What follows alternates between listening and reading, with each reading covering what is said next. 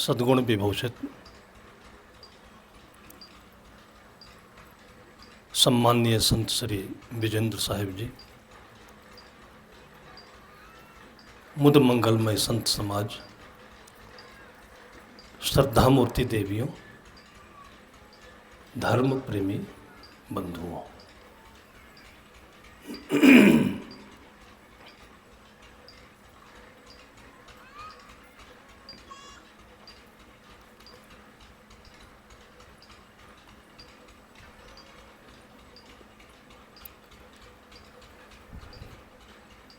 हर एक जीवन की जो आकांक्षा है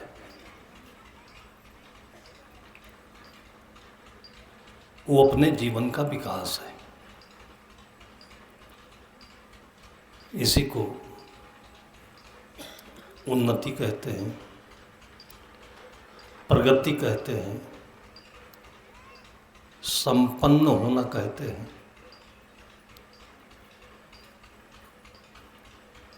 और यही अंतर जीवन की मुक्ति भी होती है। मुक्ति जो विकास करता है वही मुक्त होता है। जो बंधा हुआ है वो मुक्त नहीं हो सकता, विकास नहीं कर सकता।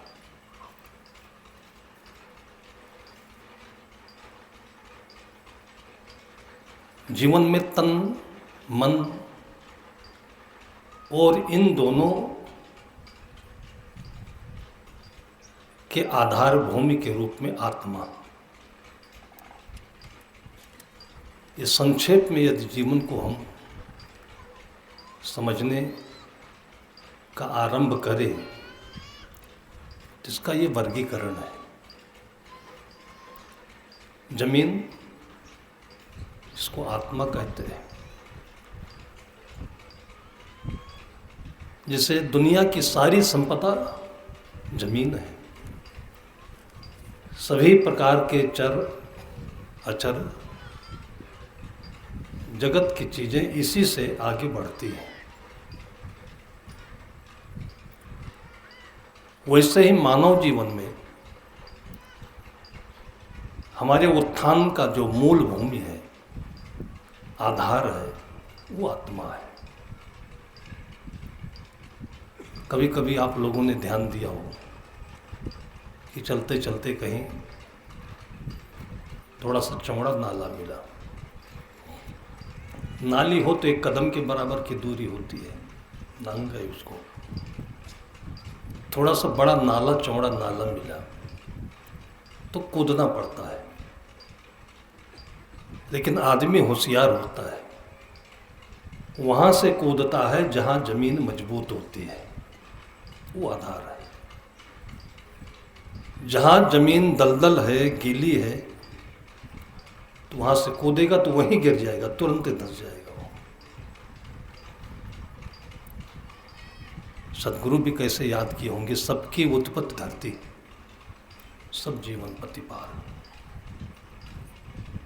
सदगुरु कबीर साहब जैसे आस्तिक व्यक्ति ढूंढना मुश्किल है, लेकिन हम लोगों ने व्याख्या करके नास्तिकता की ओर उनको बढ़ाया।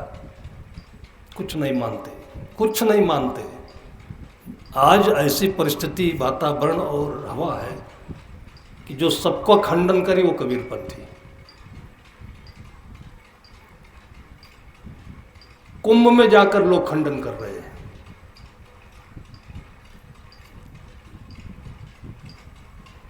साहब कहते सबे भूमि गोपाल की सब निर्गंगा होए। गंगा कहा कि नहीं कहा उन्होंने? गंगा शब्द को कितने सहृदय से उन्होंने याद किया है, और उसी गंगा के तट पर जाकर गंगा को गाली दे रहे हो। कबीर की आत्मा को कितनी बड़ी चोट है ये। साहब कहते कि ये मन तो निर्मल भया ज्यों गंगा का नीर। कितना प्यारा रहा होगा उनको गंगा का पानी। और यदि ये कहें कि वो पानी गंदा है तो किसने किया गंदा? अपने गाल पर थप्पड़ मारिए। हमने किया, हमारी मानव जाति ने किया।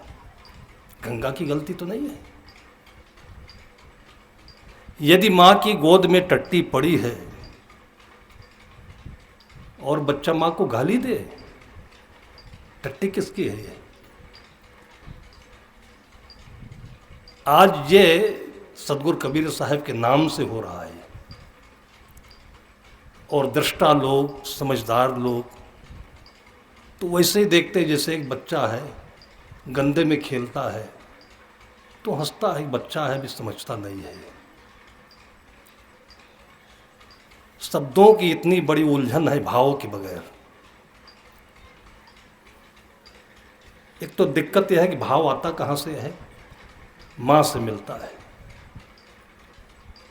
और पिता से मिलता है, पत्नी से मिलता है, बच्चों से मिलता है, बेटियों से मिलता है, भाव मिलता है उनसे। एक बार रक्षाबंधन का समय था, हमें नहीं याद कि मैंने कभी राखी बंधवाई किसी से, और लेकिन पर्व हमें बहुत प्यारे लगते हैं। पर्व का मतलब होता है कि हमारे जीवन की जो कुंठा है, हमारे जीवन में जो रुकाव है, बाधा है, उसको एक जोर देकर, बल देकर के आगे बढ़ाना पर्व है। हमारे मन को, तन को जो धन में, जमीन में, सम्मान में, मानी हुई चीज़ों में बंधा हुआ है, कुंठित है, उसको खोल देना नाम पर्व है। सबको मनाना चाहिए। तो जिस घर में था, शिक्षिका थी बेटी, वो राखी लेकर आ गई, साहब आज मैं बांधूंगी आपको राखी। मैंने कहा बांधो। तो उसका भतीजा था, वो 4 साल का रहा होगा, वो आकर बीच में घुस गया, मेरे को बांधो पहले। उल्लास है देख करके, उसका हृदय पुलकित हो रहा है। जैसे पौधों में कोंपल आते हैं बसंत ऋतु को देखते ही, कलियां आ जाती हैं, आगे बढ़ने का ये रास्ता है। वो कहता आकर के मुझे बांधो पहले। तो उसकी फूफू बोलती है क्या पैसा लेकर आए हो? वो बोलती है क्या पैसा लेकर आए हो? तो उसने कहा क्या राखी बेचने आई हो? एक भाई और बहन के बीच में जो एक गतिरोध बन रहा था, वो टूटा कि नहीं टूटा? ये भाव मिलने की जगह है ये। और इसलिए कहते हैं कि जो परिवार में ठीक से जिया नहीं, वो साधु भी ठीक से हो नहीं सकता है। सबके ऊपर धरती, सब जीवन प्रतिपाल। साहब कहते ये मन तो निर्मल भया ज्यों गंगा का नीर। गोमुख में जाकर के देखिए। लेकिन ये आदमियों का कुकृत्य है। कुकृत्य इसलिए है कि लोभ लालच में डूब गया है। नहीं तो एक आदमी को क्या चाहिए? यही साधु लोग मोबाइल पाकर, गाड़ी पाकर, और आजकल के जितने भी इस गंगा को मैली करने वाले चीज़ें हैं आविष्कार पाकर, और लाख लाख विज्ञान का जय जयकारा लगा रहे हैं, फिर गंगा को गाली दे रहे हैं। इस हवा को, धरती को, पानी को, आकाश को किसने गंदा किया? विज्ञान ने किया। वही विज्ञान पाकर के साधु खुश है, जी रहा है धर्म की भूमिका पर। सर्वस खाए भोग करि नाना, समर भूमि मा दुर्लभ प्राणा। राम की सेना में रह करके रावण का गुणगान करना, माता पिता के बीच में जो ज्ञान मिलता है उसको भाव कहते हैं। ये दूसरा कोई नहीं सिखा सकता। ये किसी भी कोचिंग सेंटर पर, ट्रेनिंग सेंटर पर, किसी भी आईआईटी कॉलेज में कहीं नहीं हो सकता है। और जो माँ बाप अपने बच्चों को इन्हीं भरोसे में छोड़ दिया है, कहीं भी भ्रातृत्व तो नहीं दिखेगा, लंठा ही दिखता है। कोटा से मैं आ रहा था लखनऊ की तरफ। कोटा पूरे भारतवर्ष का कोचिंग हब है। जहाँ लोग डॉक्टर बनने जाते हैं, इंजीनियर बनने जाते हैं। हम अपने रिजर्वेशन कोच में गए, सीट पर बैठे, भर भरा कर सब नए नए जवान बैठ गए आकर। तो मैंने पूछा कि ये तो रिजर्व कोच है, तो रिजर्वेशन कराए हो क्या? तो कहे नहीं, थोड़ी दूर जाना है। मैंने कहा बैठ जाओ फिर। एक तो स्कूल के पढ़ने का जो विद्यार्थी है, विद्या का अर्थ जो समझे उसका नाम विद्यार्थी है। विद्या ददाति विनयम, विद्या के कितने गुण हैं। वर्ष ही जलद भूमि नीयराए, यथा नमहि बुद्धि विद्या पाए। ये तो विद्या थी। उनको अनुशासित है तो उनका टिकट नहीं है तो उस कोच में चढ़ना नहीं चाहिए। ये विद्या का गुण है। और आज जितने भी दुष्कर्म होते हैं सभी कॉलेज से शुरू होते हैं। इनकी पढ़ाई, इनकी सिखाई, इनकी शुरुआत, इनकी ट्रेनिंग सब कॉलेज से हो रही है। और इसका नाम क्या दिया है? रैगिंग। जो जूनियर बच्चे हैं उनको नंगा कर देंगे, किस करेंगे, टट्टी उठवा लेंगे।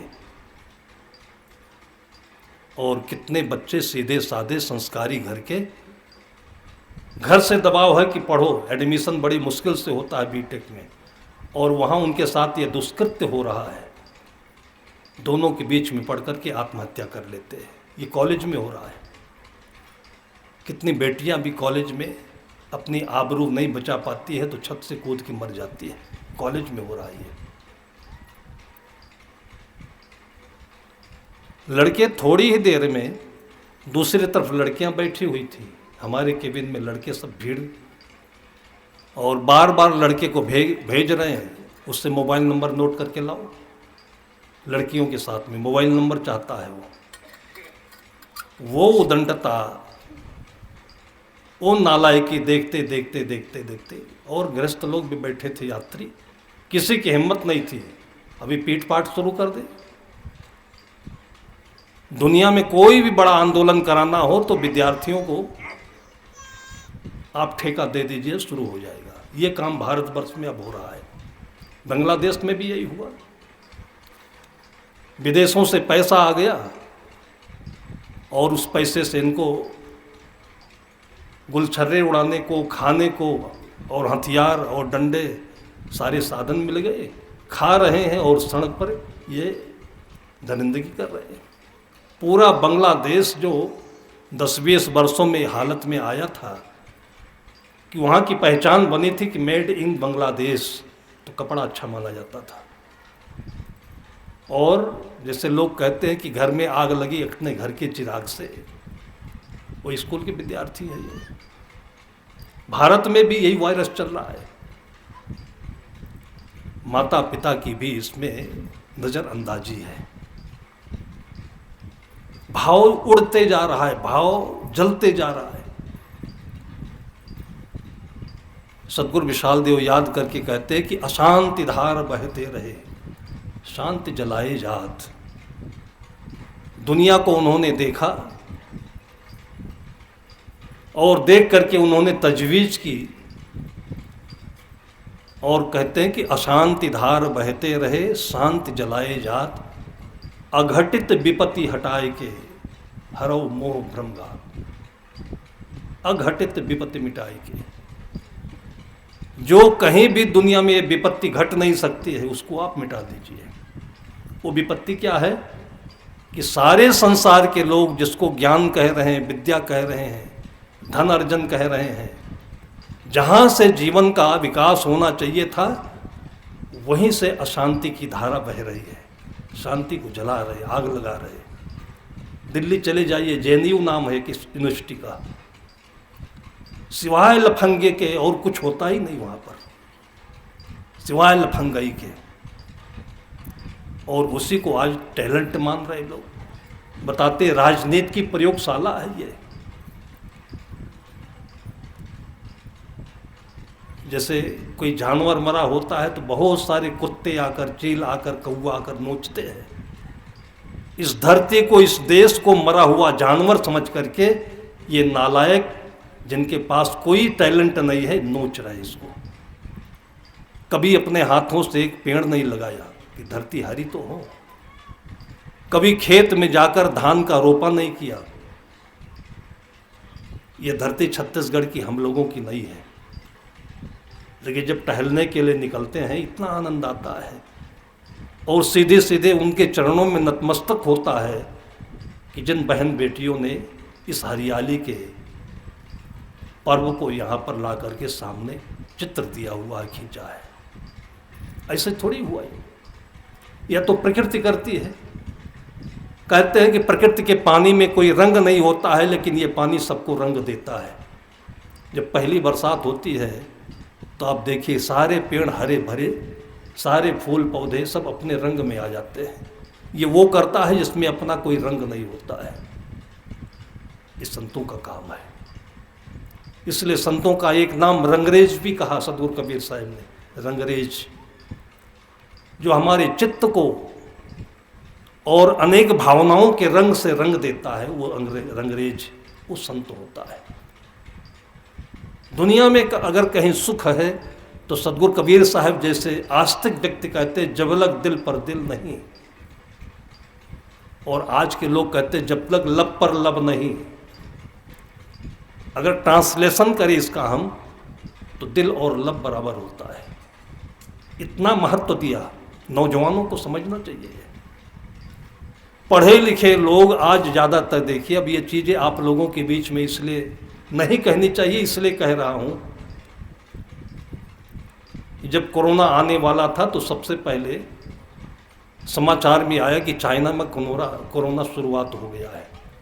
हमारे यहाँ नहीं आएगा, हमारे यहाँ नहीं आएगा कहते कहते, और जिस तरीके से भारत को कोरोना ने कैप्चर किया हुआ है कि भागने का किसी को मौका नहीं लगा। और ये मानसिक वातावरण का कोरोना मैं बता रहा हूँ जो आने वाला है, मानसिक वातावरण का कोरोना। पढ़े लिखे लोगों का यह हाल है कि जब मन हो तब शादी कर ले। ना माँ की ज़रूरत, ना पिता की ज़रूरत, ना पूछने की ज़रूरत, ना सोचने की ज़रूरत, ना रुकने की ज़रूरत। आई लव यू के नाम पर। उसी में एक का नाम श्रद्धा के रूप में आया हुआ था। अभी 5-7 साल पहले के बीच में टैलेंटेड मेडिकल की छात्रा थी कि इंजीनियरिंग की थी, जो भी हो, बम्बई की है, और अनाप शनाप ऐसे लड़के से दोस्ती कर ली। माँ बाप ने बहुतेरा समझाया कि बेटी ठीक है, तू अपने अनुसार जी, तुम्हारा प्रेम है, तुम्हारे प्रेम की दुनिया है। हर माँ बाप चाहते हैं कि मेरी दुनिया सजे, हर माँ बाप ये चाहते हैं, लेकिन ये भी चाहते हैं कि ये सजे, लेकिन सजा ना हो जाए। मेरी बेटी का, मेरे बेटे का ये सजना सजा ना हो जाए। जिम्मेदारी किसकी है? इसलिए साहब याद करते हैं कि सबकी उत्पत्ति धरती, ये धरती माँ है। कोई कबीरपंथी कह सकता है कि धरती माँ नहीं है? गंगा की जो ये प्रतिभा है, वैसे भी उसमें अनेक गुण हैं। गंगा के अनेक गुण हैं। सबसे पॉपुलर जो है, साइंटिफिक जो है, वो गंगा का पानी कभी सड़ता नहीं है। ये मामूली बात है। मतलब एक ऐसा इंसान जो शरीर में आकर के कभी खराब ना हो, उसको सत्पुरुष कहते हैं। इसलिए सदगुरु कबीर साहब को सत्पुरुष कहा। जो सत्य रग रग में सत्य है, वो सत्पुरुष। जो जीवन में कभी किसी के प्रति अहित नहीं सोचता है, वो सत्पुरुष है। सपने में भी जो किसी का अहित नहीं सोचता है, वो या माँ होगी, या पिता होगा, या सत्पुरुष होगा, गुरु होगा। गंगा का पानी कभी सड़ता नहीं, याद रखिएगा। कोई भी पानी ऐसा नहीं दुनिया में जो सड़ता नहीं हो। बोतल में बंद करके रखिए, खराब हो जाएगा, गंध आएगी, लेकिन उसमें नहीं होता है। उसी गंगा को गाली दे रहे, वही तट पर बैठ कर दे रहे। ज्ञान की पराकाष्ठा है। ज्ञान की पराकाष्ठा की गाली देना किसी को नहीं मिला। अपने धर्म को गाली, अपनी परंपरा को गाली। और ज्ञान का पतन यह है कि वहीं जाकर देना किसी ने एक बहुत सुंदर एक सेंटेंस दिया हुआ था विज्ञान की तरक्की का। विज्ञान का सबसे बड़ा आविष्कार क्या है कि पेड़ों को काट करके कागज बनाना। जितने कागज आज हम लोग पढ़ते हैं, बच्चों को पढ़ाते हैं, ये कागज कहाँ से बनता है, कभी किसी ने सोचा भी नहीं। बस आदमी यही शिकायत करता है कि पेड़ नहीं, वर्षा नहीं होगी और धरती बंजर होती चली जा रही, सब यही शिकायत करते हैं। ये जितने कागज हैं ये पेड़ काट करके ही बनते हैं, ये विज्ञान ने सिखाया। विज्ञान का जो आविष्कार है, सबसे बड़ी देन है वो पेड़ काट कर कागज बनाना। और विज्ञान का जो सबसे पतन है वो यह है कि उसी कागज में लिखना कि पेड़ नहीं काटो। ये काम है विज्ञान का, वही हम लोग कर रहे हैं। ये धरती है, ये जल है, ये वायु है, ये आकाश है, ये सत्य है। ये जड़ चेतन दो सत्य है, अति प्रसिद्ध जग माहे, जाके पारख के बिना बंधन छूटत ना है। शुद्ध जल हो, और जल शुद्ध होता ही है। जल कभी अपवित्र नहीं होता है। इसको आप गंदा करेंगे, इस स्वीकार कर लेगी गंदगी आपकी है, जल की नहीं है। और चलते चलते, ठोकर खाते खाते, पत्थरों से संघर्ष करते करते फिर ये गंगा का जल हो जाएगा। ये कभी सोचा? और संत जनों ने सोचा। तब साहब कहते कि ये मन तो निर्मल भया ज्यों गंगा का नीर, पीछे पीछे हरि चलें कहत कबीर कबीर। हरि का मतलब होता है सबकी भावना। लोग, हमको कोई नहीं मानता, हमको कोई पूजा नहीं देता, हमको कोई सोचता नहीं, हमारे बारे में कोई सोचता नहीं, उसके बारे में लोग सोचते हैं जिसकी भावना में कोई सीमा नहीं होती है। पेड़ पौधों की भावना में कोई सीमा नहीं है। एक आम के पेड़ के नीचे किसी जाति का व्यक्ति जाए और तभी आम उसके सामने गिरे, ऐसा कभी सुना आपने? इसलिए उसकी कोई सीमा नहीं है। जिसने उसको पानी दिया वो जाए तो पेड़ में आम गिरे, और जिसने पानी नहीं दिया वो जाए तो नहीं गिरे। ऐसा कभी पक्षपात देखा है आपने? हर के लिए जिसकी भावना खुली हो उसका नाम हरि। ये हमारा अर्थ है अपना। व्याकरण में जाओगे तो फिर झगड़ा होगा। ये जो बुद्धिमत्ता है, अगर दुनिया में इतनी बड़ी नहीं होती तो झगड़ा भी नहीं होता। और कहते हैं कि जिसको भगवान जाको विधि दारुण दुख दीना, तेह की मति बढ़ा के दीना। जिसको भी दुनिया में मुसीबत देना हो तो बुद्धि बढ़ा दीजिए उसकी, बस ये अपने आप झेलेगा, भोगेगा, अपनी मुसीबत बनाएगा और अपने लड़ता रहेगा उसी से। और जिसके पास कम बुद्धि है, समबुद्धि है, समबुद्धि है, भगवान बुद्ध की संसार के लिए सबसे बड़ी देन है कि बुद्धि को समान करके रखना, समबुद्धि। और उस भगवान बुद्ध को आज ला करके लोग राजनीति में घसीट लाया, जाति में घसीट लिया, और कितने भेदों में घसीट दिया।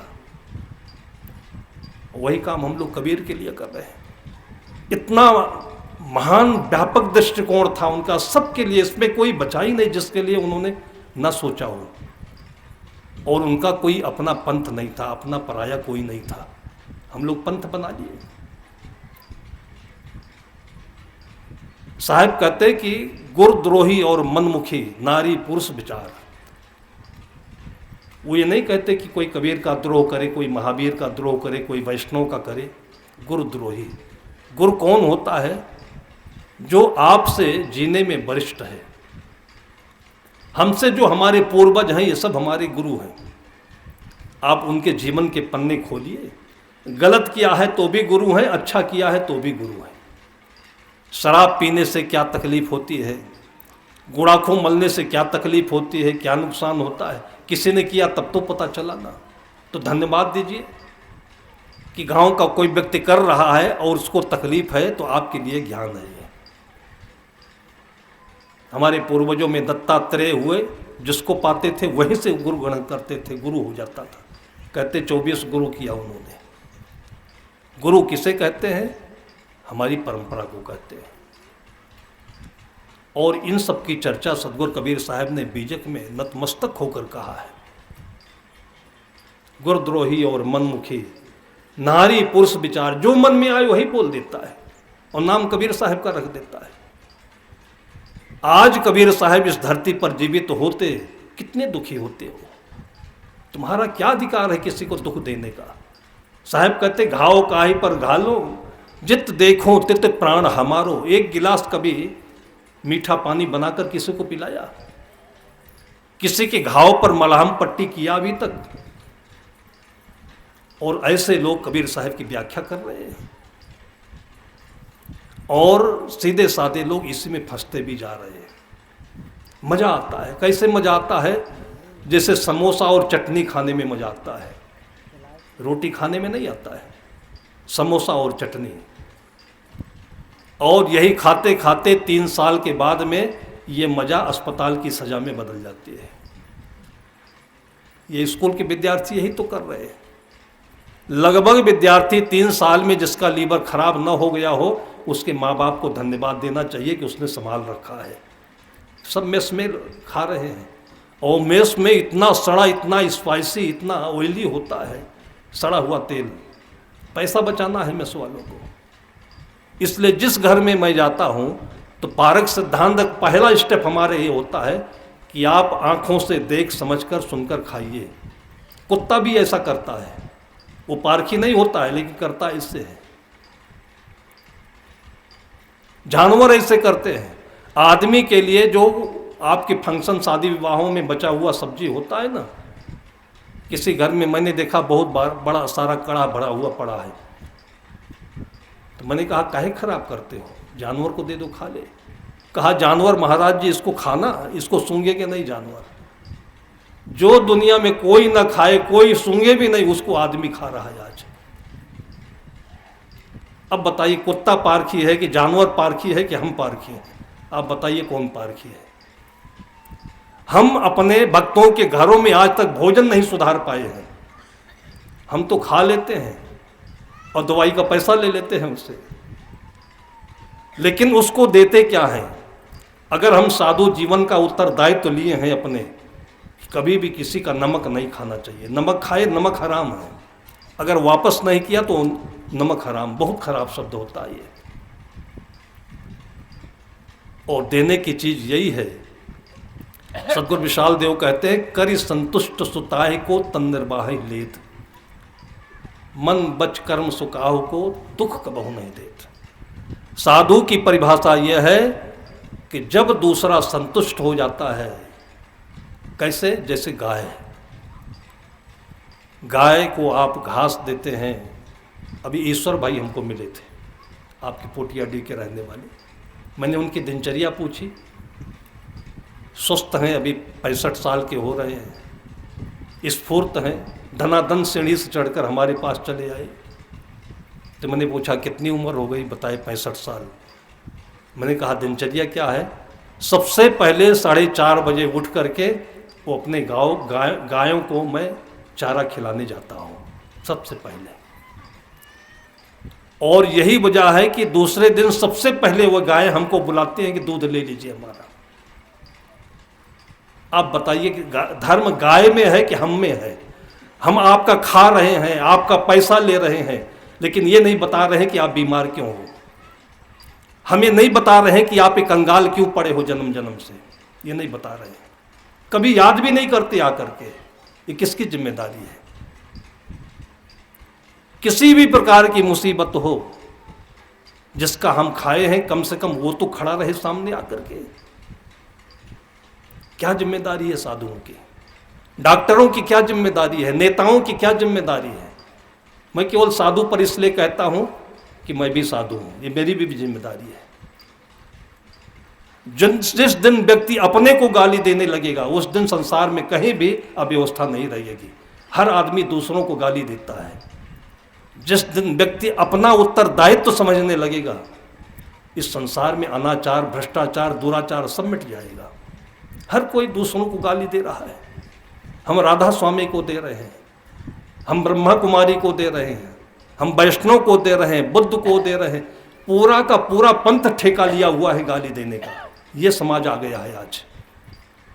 पूरे पंथ में अधिकतर लोगों को देखिए, बस उनका ठेका है यूट्यूब आप देख लीजिए आप, और इसमें 2 4 10 नहीं, 1000 नहीं, लाखों लाख उसके फॉलोअर भी हैं। वो गाली दे रहे हैं, वो गाली सुन रहे हैं। बताइए तरक्की कैसे होगी? एक दुकानदार अपने दुकान पर बैठकर दिन भर गाली बके, आप बताइए दुकान उसका बैठ जाएगा कि बढ़ेगा आगे? धर्म के नाम पर ये हो रहा है। वही आंधर गुरु बहिर चेला, दोनों नरक में ठेली का ठेला। अरे कुछ अच्छा सिखाओ। एक गरीब से गरीब आदमी को मैं देखता हूं, जहां पर सदगुरु विशाल देव की तपोभूमि है, मां बेटे 2 ही लोग थे, और बेटा अंधा था, और मां के पास में कुछ भी संपत्ति नहीं थी, कुछ भी घर नहीं था, और गांव के लोगों ने उसको एक छोटी सी कोठरी खाली पड़ी थी उसमें रहने के लिए दे दिया था। और इतना बड़ा दिल गांव का कि कहाँ से आए थे, कैसे थे, किसी से नहीं पूछा, और उसको परदेसिन परदेसिन कह करके लोग इतना प्यारा नाम दे दिया। कहीं जा रही हो, अरे परदेसिन, थोड़ा सुस्ता है तो लो। ऐसा लगता है कि जैसे अपने हो, ये लगता है कि जैसे अपने समधी के यहाँ से कोई आया हो। अरे परदेसिन क्या हाल चाल है, बस बैठ गई। और ऐसे करते करते गांव में उसका 2 4 10 वर्ष बीते। लोग चिंता करने लगे, इसके आगे पीछे कोई नहीं, बेटा है, अंधा है, बीमार पड़ गई तो कौन करेगा, जैसे लोग चिंता करते हैं। और संत कहते हैं कि अजगर करे न चाकरी, पंछी दास मलू का कह गए सबके दाता राम।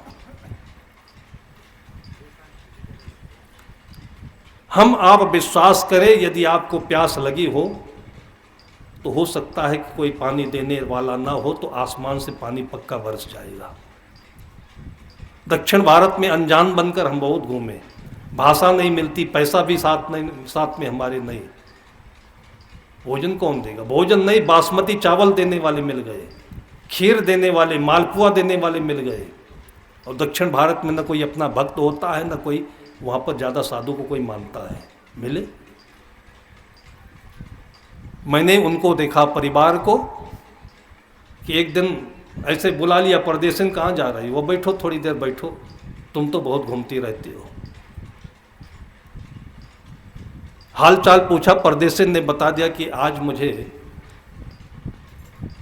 जैसे आप लोगों के यहाँ ये बनता है, इडली बनता है, सांभर बनता है, उधर पना बड़ा बनता है।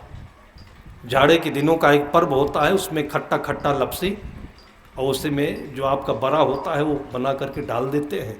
ऐसे ऐसे आइटम होते हैं। उसने नाम ले लिया कि ये खाने का मन है।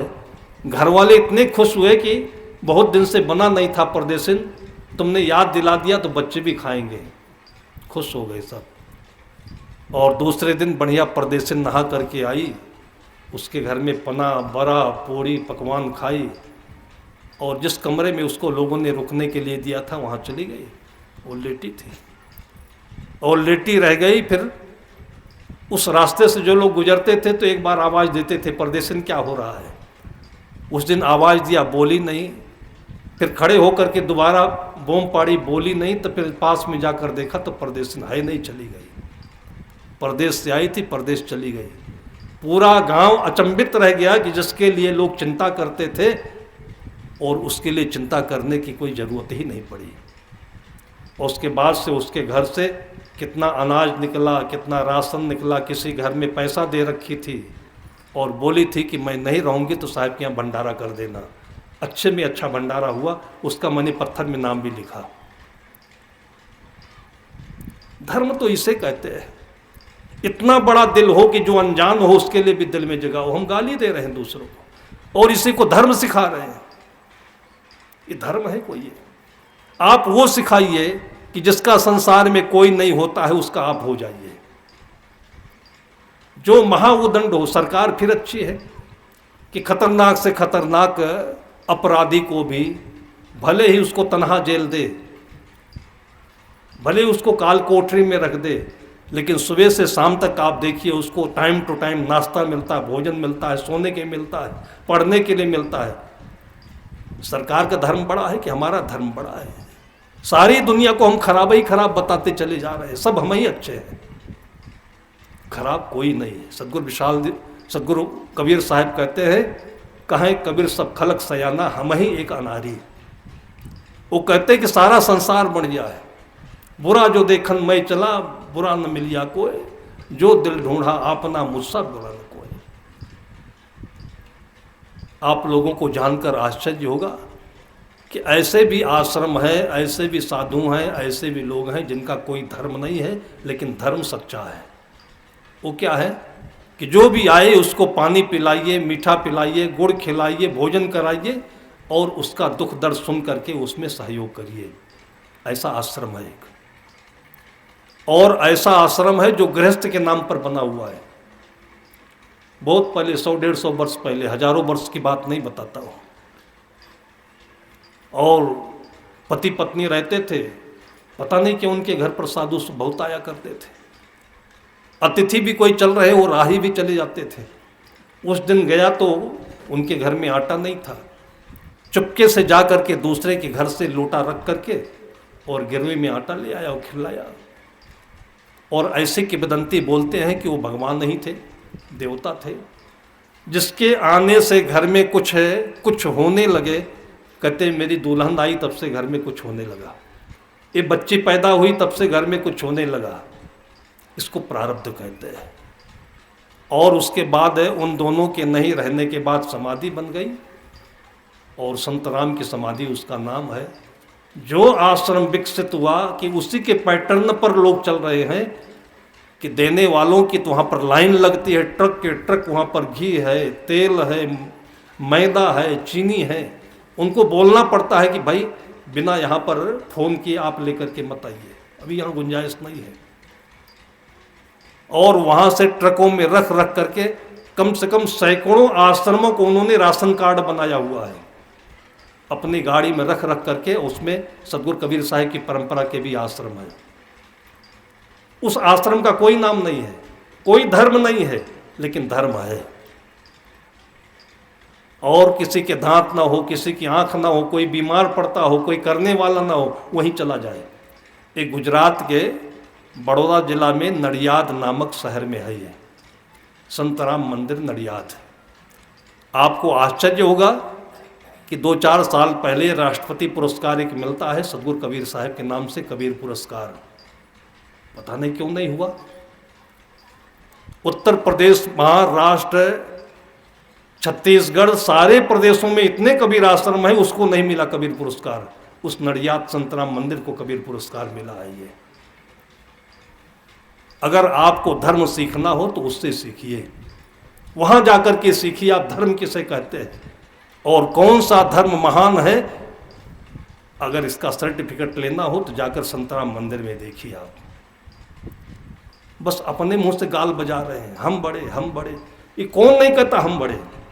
आर्य समाज भी कहता हम बड़े, सन्यासी भी कहता हम बड़े।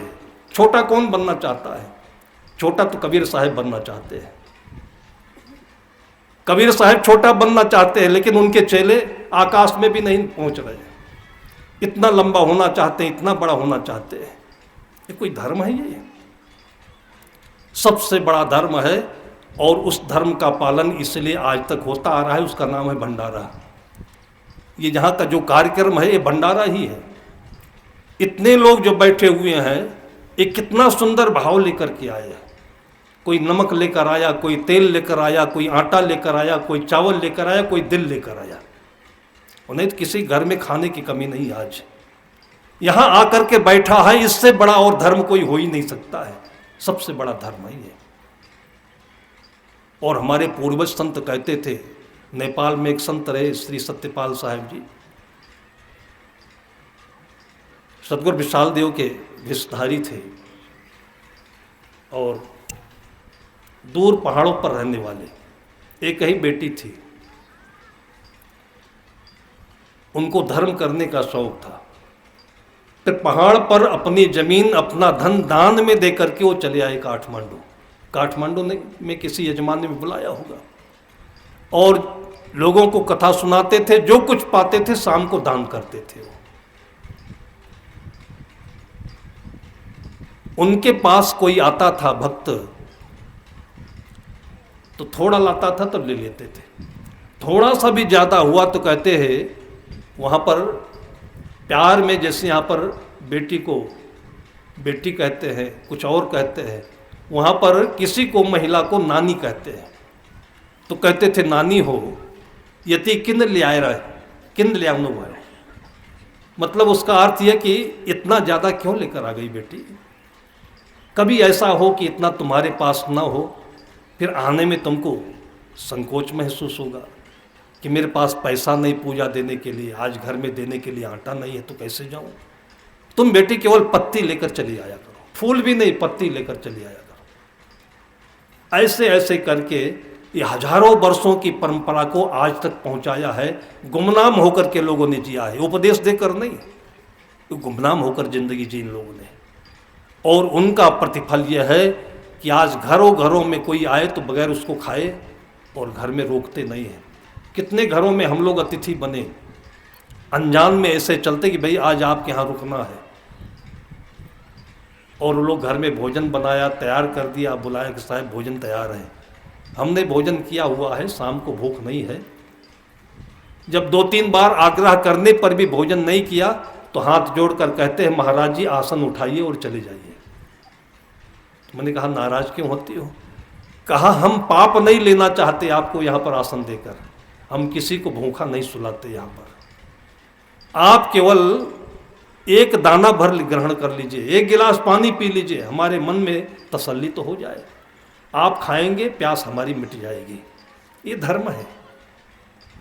और धर्म को हम लोगों ने लड़ाइयों में पहुंचा दिया, बकवास में पहुंचा दिया।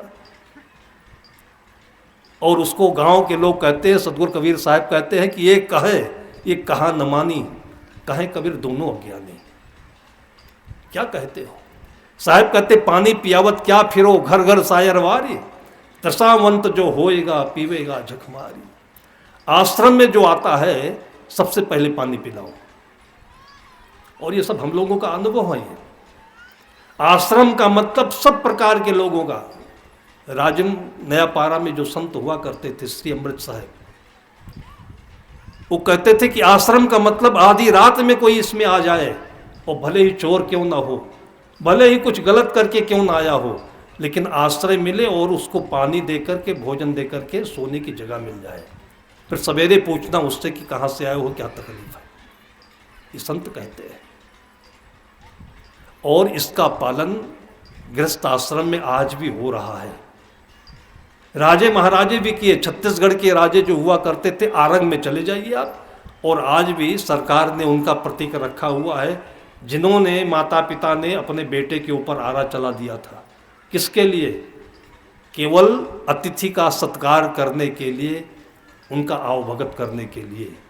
ये छत्तीसगढ़ की भक्ति की प्रथा है ये। और छत्तीसगढ़ ऐसे ही है, रामराज्य नहीं कहा जाता, ये भक्ति की धरती नहीं कही जाती है।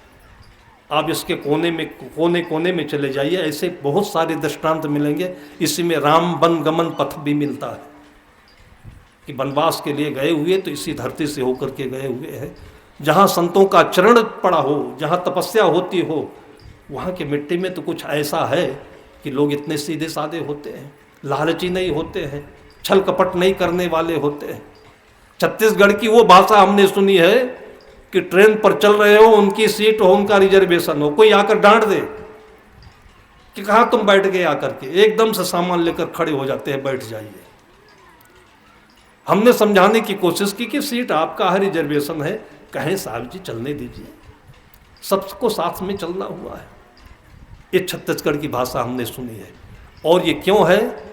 इस धरती के रग रग में संतों के चरण रज है, तपस्या है, भक्ति है। आज जो भंडारा हो रहा है इसमें महान धर्म है। इसका अन्न खा करके, यहाँ बैठ करके, यहाँ सेवा दे करके, हम लोग तो यहाँ बैठ कर बातें सुन रहे हैं। यहीं पास में बैठा हुआ था, कितने लोग बहनें रोटी बेल रही हैं, कितने पूड़ी निकाल रही हैं, कितने आग के सामने खड़े होकर के पसीना बहा रही हैं। उनके जीवन का जो धर्म है वो हमारे इस धर्म से बहुत ऊंचा है। और वो हमें सिखाता है कि आप जहाँ पर भी रहिए, आपको सबसे पहले आने वाले के लिए एक गिलास पानी तो देना ही चाहिए। हम आश्रम पर थे मुजापुर में, और सुबह सुबह 7 बजे का आदमी आ गया। अनजान दिखता था, थोड़ा डर लग रहा था उसको, डर सा रहा था। मैंने बाहर के कमरे में बैठा उसके पास, बताओ कैसे चले भाई, हालचाल पूछने लगा। तो बोला कि सड़क पर एक बहुत बड़ा गेट बना हुआ है आश्रम का, तो मुझे आश्रम से संतों से प्रेम है और इसलिए मैं भीतर चला आया। मैंने कहा बड़ी अच्छी बात। फिर वो मुक्ति की बात करने लगा, फिर वो भगवान है कि नहीं, ईश्वर है कि नहीं, इसकी बात करने लगा।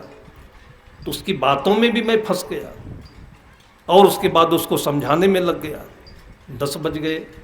हमारे साथी एक पंडित होते हैं, तो कभी कभी हमको भी हड़का देते हैं।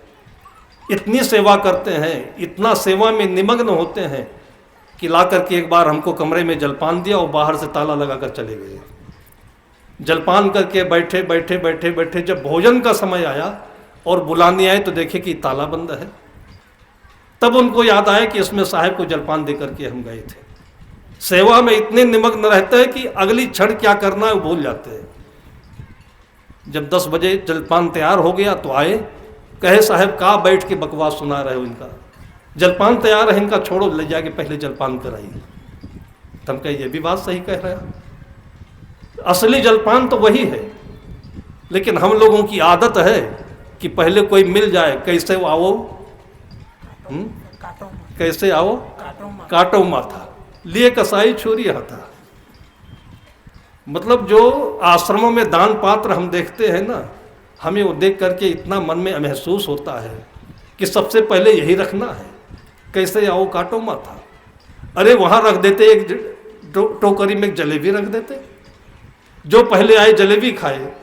ऐसा कोई इंसान है कि जलेबी खा करके वैसे चला जाएगा क्या? दान पात्र रख दे रहे, पता नहीं किसने सिखाया, कैसे चालू हो गया कुछ। तो वो हमारे साथी हड़का करके ले गए उसको।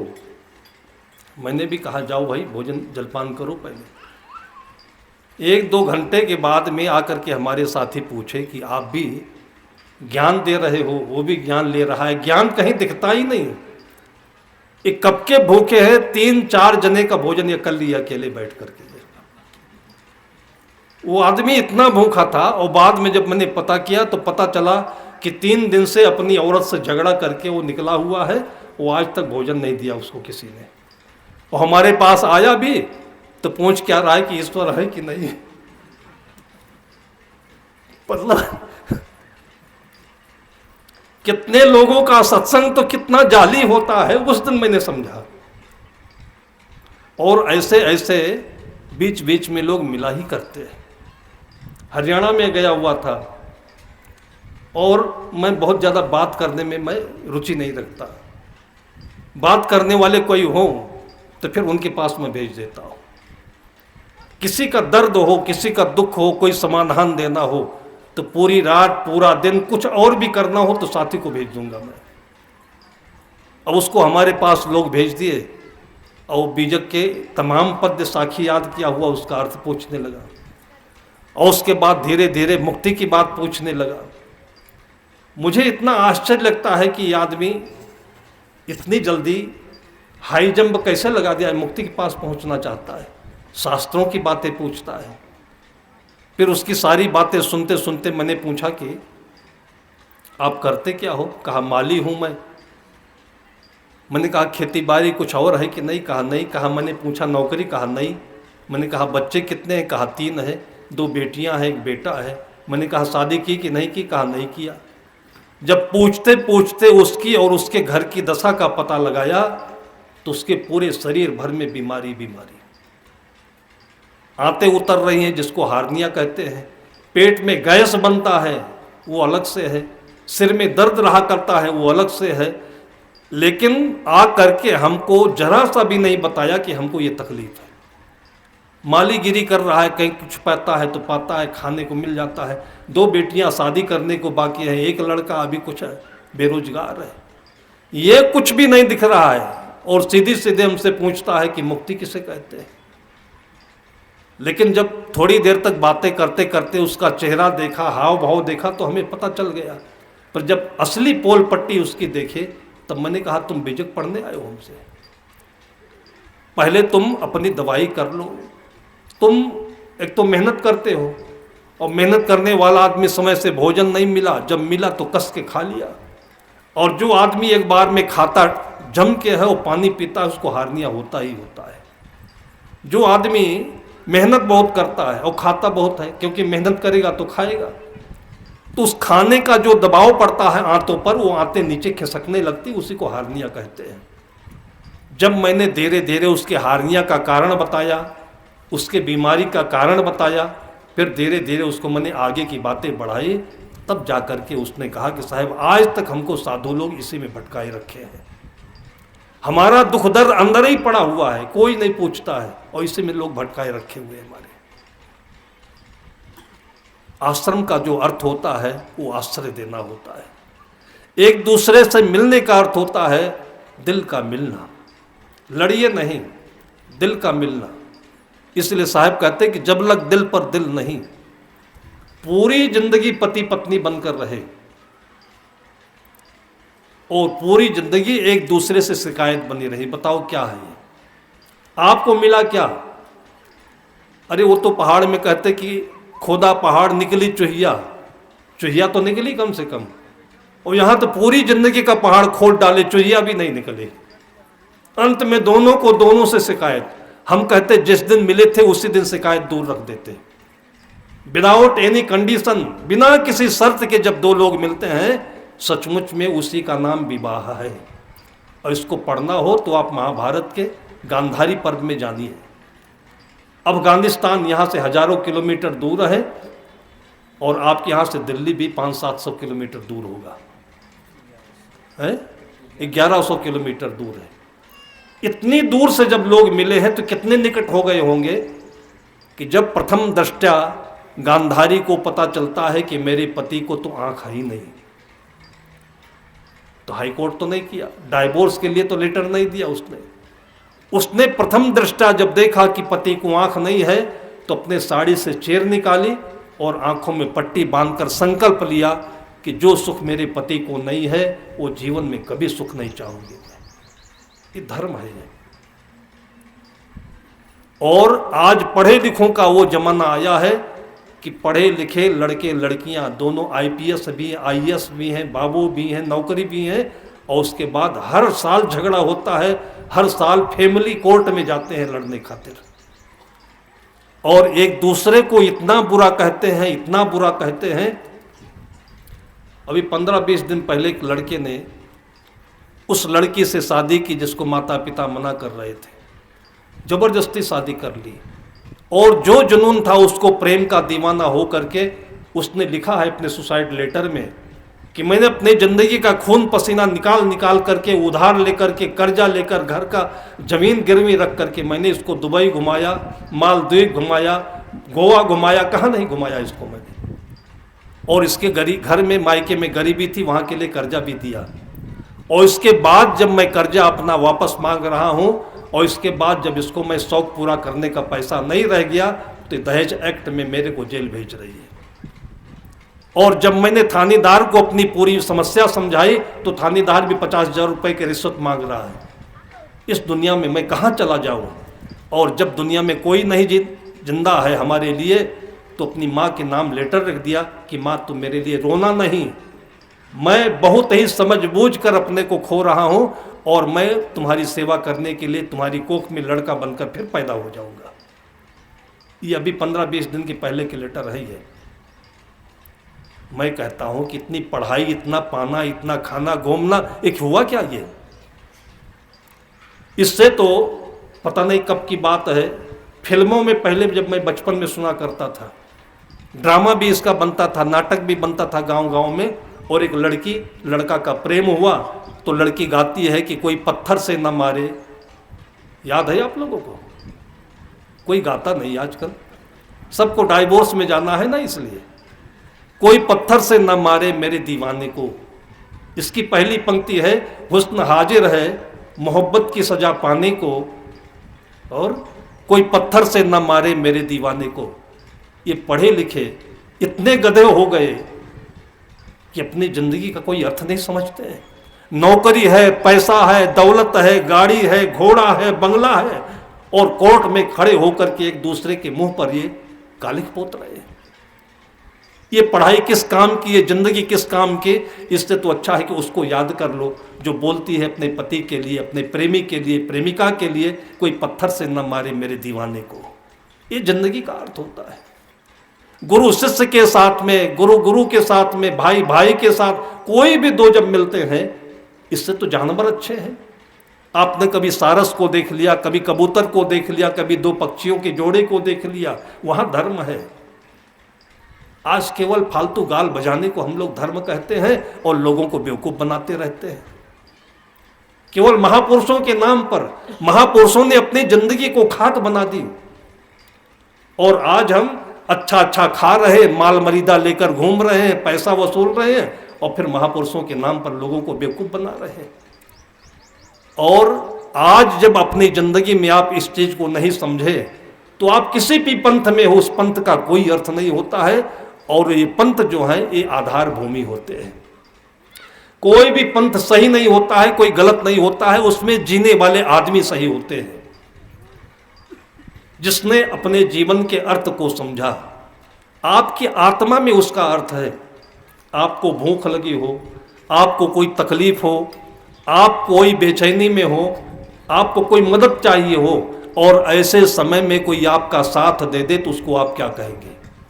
उसको आप भगवान कहेंगे, उसको आप देवता कहेंगे, उसको जीवन में कभी भूलेंगे नहीं आप।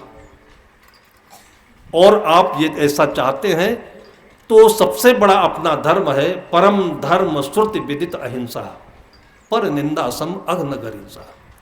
विचारों में तालमेल नहीं खाता है तो चलिए ठीक है, थोड़े दिन के लिए आप मौन रहिए, लेकिन अपने हृदय में सब के लिए सदाशयता रखिए। सदगुरु विशाल देव कहते हैं कि हित चिंतक सबके बनो जौन दशा में हो, उत्तम मध्यम कनिष्क पर करो निरसा को, नहीं बिगाड़ो काहो को जहां तक बने बनाओ, अपने से जो नहीं बने तबो हित मन चाहो।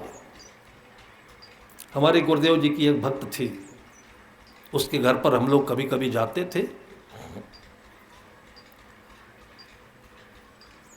एक बेटा था, उसके बाद विधवा हो गई,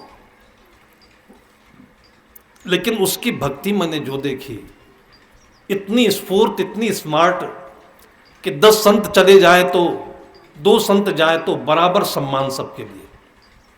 कभी कभी एक अकेला साधु पहुंच जाता है तो आदमी थोड़ा सा खिन्न हो जाता है। 10-20 की जमात आए तब लगता है कि हाँ हमारी इज्जत बढ़ेगी।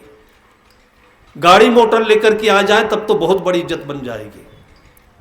साधु ज्ञान और संत के बीच में जो तत्व है, इसको भी अगर नहीं पहचान पाए तो हम बहुत बड़ी भूल में पड़ जाएंगे।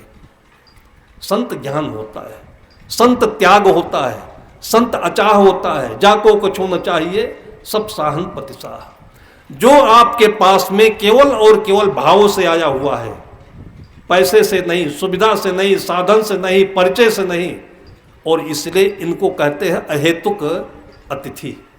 बिना किसी हेतु के, बिना किसी तारीख के, बिना किसी शर्त के। और हम लोग कभी कभी बहुत दुखी होते हैं, कार्यक्रम बन जाता है तो हमारे सामने आते हैं, कागज देते हैं, कलम देते हैं। मैंने कहा क्यों? कहा साहब बता दीजिए क्या क्या आइटम चाहिए आपकी सेवा में। हमारे यहाँ तो नौटंकी में ऐसा करते थे, जो नौटंकी की नाच होती है ना, जब वो तय होता था तो वो एक लिस्ट देता था पूरी कि हमको इतने तखत चाहिए, इतने नगाड़ा चाहिए, इतना भाई इतने का पंडाल चाहिए, ये सुविधा चाहिए, तब नौटंकी होगी। मैंने कहा कि तुम साधु को बुला रहे हो कि नौटंकी बुला रहे हो? तुम्हारे घर में जो आंगन है, तुम्हारे घर में जो भोजन है, तुम्हारे घर में जो दिल है, जैसे कमल के ऊपर सतगुरु कबीर साहब उतर गए हैं, वैसे तुम्हारे घर में संत उतर जाएंगे। संत उसे कहते हैं कि जैसे दूध में पानी और पानी में दूध मिलता है तो पता नहीं चलता कि कितना पानी है कितना दूध है, पता नहीं चल सकता है। ऐसे घर में संत आ गए और पता नहीं चले, वो संत आ गए भागम भाग, ये नहीं साहब बाजार जाते हैं, ये नहीं साहब ये करना है। तो साधु है कि भालू है कि भेड़िया है, कोई इधर भाग रहा है कोई उधर भाग रहा है।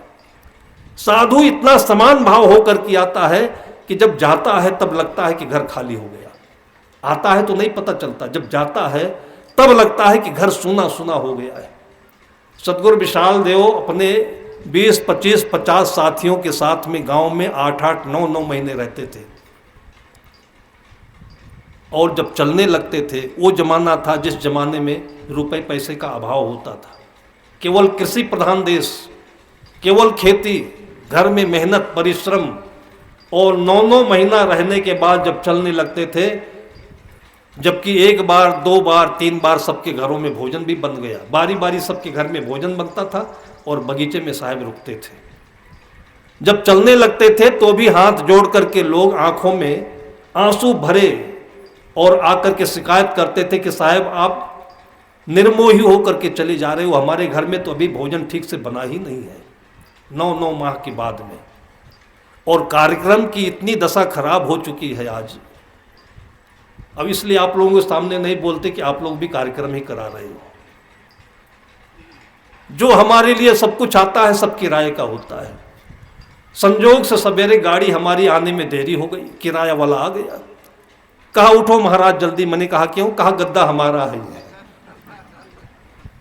आज उस दुर्दशा में हम पहुंच गए हैं कि एक जमाना वो था कि 9 महीना रहने के बाद भी आंख आंसू से भर करके हाथ जोड़ करके बोलते हैं भक्त, भगवान आप निर्मोही होकर चले जा रहे हो। और आज ये समय आ गया कि वो किराएदार कहता है कि उठो जल्दी गद्दा हमारा है। अब हम किसके घर चले जाएं? कार्यक्रम समाप्त हो गया है, पंडाल उखड़ गया है, घर वाले अपनी नौकरी पर चले गए हैं, दूसरा घर वाला कोई पूछेगा नहीं। अब किराया वाला कहता है गद्दा खाली करो। ये सत्संग है? कभी भी भूलकर इस सत्संग में मत फंसिएगा। सत्संग तो हृदय में होता है, आप याद करिए, और हमसे अच्छी अच्छी आवाज में मधुर वाणी में आपके भीतर का भगवान बोलेगा। आपके सामने आपकी गोद में आपका बच्चा बैठा हुआ है, उसके हंसने और रोने की आवाज़ सुन लीजिए, उसमें सत्य है। आपके घर में बूढ़ी दादी हैं, उनके पास बैठ करके उनकी गाली सुन लीजिए, वो भी सत्संग है। आप अपने घर के किसी कोने में जा करके बैठ करके एक अगरबत्ती जला दीजिए, फूल रख दीजिए, वो भी सत्संग है। अपनी बाड़ी में अपने छोटे छोटे नन्हे मुन्ने बच्चों को लेकर के आप थोड़ा फूल लगा दीजिए, थोड़ा पौधे लगा दीजिए, सब्जी लगा दीजिए, और हरा भरा हो तो जाकर थोड़ी देर बैठिए, वहाँ भी ध्यान है, वहाँ भी सत्संग है। और तब वहाँ पर कोई आएगा तो लगेगा कि ये सबरी की कुटी है, और जो आएगा वो कोई राम ही होगा। वो ये जिंदगी का सही अर्थ है। पैसा बहुत होते जा रहा है और प्रेम आदमी का खोते जा रहा है। पैसे से आज आदमी इतना पीड़ित है कि वो चाहता है, उसके पास पैसा के कमी नहीं है, लेकिन वो चाहता है कि पैसा से हम सुख खरीद सकते तो बहुत सुख खरीद दिए होते, और अगर कोई खरीदने वाला होता तो अपना दुख भी बेच दिए होते। बेचना और खरीदना पैसे के माध्यम से होता है ना, लेकिन ये दोनों नहीं हो सकता। ना दुख आप बेच सकते हैं और ना सुख किसी का खरीद सकते हैं। ये निहायत अपना निजी मामला है। इसलिए आप लोगों के बीच में आज मैंने निजी धर्म की चर्चा की, मैंने किसी पंथ की चर्चा नहीं की, किसी की बुराई की चर्चा नहीं की। ये आपकी अपनी गरिमा है, और ये चीज़ आपके घर आंगन में दिखे तो वही हमारा फूल है, वही हमारी आरती है, और वही हमारा आपके लिए दिया हुआ सबसे बड़ा गिफ्ट है, पूजा है। ये इससे खुशी होती है। मैं बता रहा था कि उसके घर में वो अकेली महिला, छोटा सा बच्चा, कैसे निभाती रही होगी। कभी भी उसको लगा नहीं कि संत ज़्यादा आ गए हैं, लेकिन 10-20 वर्षों तक उसके यहाँ दोबारा जाने का अवसर नहीं लगा। फिर अचानक सुनने को मिला कि उसके बेटे की शादी हुई, बहू आई, और इतनी नालायक बहू निकली है वो। लोगों के कहे अनुसार इतनी फितरत उसके अंदर में, इतनी चालाक, इतनी बोलने वाली, कि भोजन बनाती है लेकिन अपने सासू को परोस कर खाना नहीं देती है। ये 3 साल हो गए बोलचाल बंद है। अब ये सुन करके तो बड़ा दर्द हुआ कि कहते हैं लोग कि सेवा करने से मेवा मिलता है। इतनी सेवामान, इतनी निष्ठावान, और वो महिला को आज ये देखना पड़ रहा है। या तो ये समाचार गलत होगा और या तो कहीं गलती छिपी रह गई होगी। फिर समय ऐसा एक योग पड़ा कि उसी रास्ते से जाना था। हम लोग 3-4 पहुंच गए और देखा कि जैसे पहुंचे तो अचानक आ गए हैं, पूरी कोई तैयारी तो होती नहीं है। एकदम से झटपट में उसने अपने बरामदे को साफ करके और खटिया बिछा दी, कालीन बिछा दी, और उसके बाद घर के भीतर से एक भगोना में बढ़िया लाल लाल जो पका हुआ दूध होता है, ज़्यादातर उत्तर प्रदेश में दूध को मलिया में पकाने के लिए रख देते हैं। जो आए फिर मलाईदार दूध देते हैं। अब तो चाय का ज़माना आ गया है, दूध बेचा जाने लगा है। उसी दूध के बेचने के साथ साथ में हमारे जीवन का धर्म कर्म सब बिक गया। कोई ज़माना था कि दूध बेचा नहीं जाता था, बांटा जाता था। लेकिन आज 10-20 गायें हैं तो बेचना कोई बुरा भी नहीं है। वो दूध मोटी मलाईदार लेकर के बैठी और चीनी डाल करके झल रही थी। मैंने देखा कि कुछ ऐसा तो नहीं दिख रहा है कि इसके घर में बहू से, सासू से बोलचाल नहीं है। इतनी खुशी इसके आंखों में, इसके चेहरे पर झलक रही है कि अफवाह है। फिर देखा कि 5 मिनट के बाद उसकी बहू बढ़िया अच्छा पल्ली ओढ़ करके और झट से बाहर निकल गई। मैंने सोचा कि बाड़ी गई होगी, बाथरूम गई होगी, और फिर 5-6 मिनट के बाद में फिर आई, फिर अंदर घुस गई। 3 बार अंदर से आई और गई, लेकिन कैसे तिरछी आंखों से हम लोगों को देखते देखते। मैंने कहा क्या बिगाड़ दिया, हम लोगों को तिरछा कर रही है। कुछ न कुछ तो अब है मामला। भाई कोई अनजान भी आया हो, कोई भी आया हो, तो कम से कम एक बार खड़े होकर के हाथ जोड़कर प्रणाम ही कर लेना। आई और गई, आई और गई, तब लगा कि हाँ कुछ तो अफवाह में सच्चाई है। घर चली गई तो मैंने धीरे से, कि वो सुन न पाए, तो उस माँ के कान में मैंने कहा कि ये बताओ तुमने शादी कर ली बेटे की, और बहू भी आ गई, तुमने हम लोगों को बताया नहीं, कुछ मिठाई भी नहीं खिलाई, ये बताओ कि तुम्हारी बहू कैसे है। मैंने बहुत धीरे से कहा कि कोई सुन न ले, और इतने चहक कर बोलती है कि साहब बहू मत कहिए, तो वो तो मेरी बेटी है। और जैसे ये बोली तैसे वो बहू सुन करके इतनी जोर से आई और अपने माँ के पैर पकड़कर सासू के और जोर जोर भों भों रोने लगी। मैं तो डर गया कि ये बोलेगी साधु लोग आकर चुंगली करते हैं, लड़ाई कराते हैं, ये करते वो करते हैं। मैंने कहा पगली रोती क्यों है, तुम्हारी सासू ने कोई बुराई थोड़ी की है।